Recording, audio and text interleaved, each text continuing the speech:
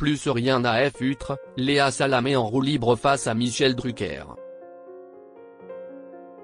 Sur France Inter le 31 mars 2025, Léa Salamé a interrogé Michel Drucker et n'a pas mâché ses mots, abordant des sujets avec franchise.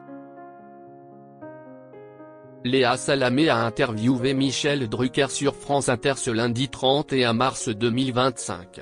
L'animateur se dévoile un peu plus dans son livre Avec le temps, disponible en librairie à partir du 2 avril 2025. Dans cet ouvrage, il revient sur sa longévité à la télévision, ses proches, et notamment la disparition prématurée de son frère Jean. Michel Drucker parle aussi de la manière de durer dans ce métier qu'est la télévision. Il évoque sans filtre sa vie professionnelle puis ses relations amoureuses. L'animatrice déjà au cœur d'une polémique. Samedi 29 mars 2025, Aurélie Casse animait un nouveau numéro de C'est l'Hebdo sur France Inter, entourée de sa bande de chroniqueurs, dont Adèle Van Rett, Sonia De Villers, Mathieu Noël et Daniel Morin. Lors de l'émission, elle a lancé à Victor Dequiver, « Vous avez justement aussi interrogé Léa Salamé sur la rentrée prochaine. » Ce dernier a répondu, « Ben oui, comme j'avais Léa Salamé sous la main, je lui ai demandé de réagir à la rumeur qui bruisse au sujet de son départ sur BFM. »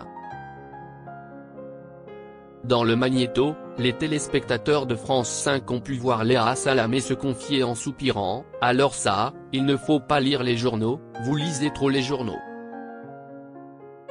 Léa Salamé ne mâche pas ses mots face à Michel Drucker. Léa Salamé a évoqué le nouveau livre de Michel Drucker, préfacé par le jeune philosophe Nathan Dever, dans lequel l'animateur se confie sur ses grands moments comme ses blessures, donnant l'impression de se livrer pleinement.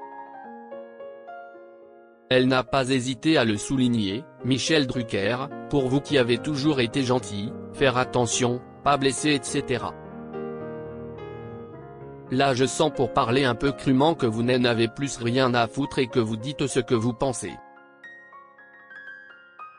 Michel Drucker lui a répondu sincèrement, partageant son ressenti sur cette démarche de se livrer à travers son livre, tout en évoquant ses moments de vie les plus intimes.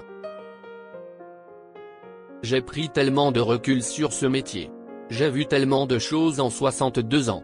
Aznavour me disait qu'il faut toujours être aussi inquiet quand ça marche ou quand ça ne marche pas. Donc je dors que d'un œil.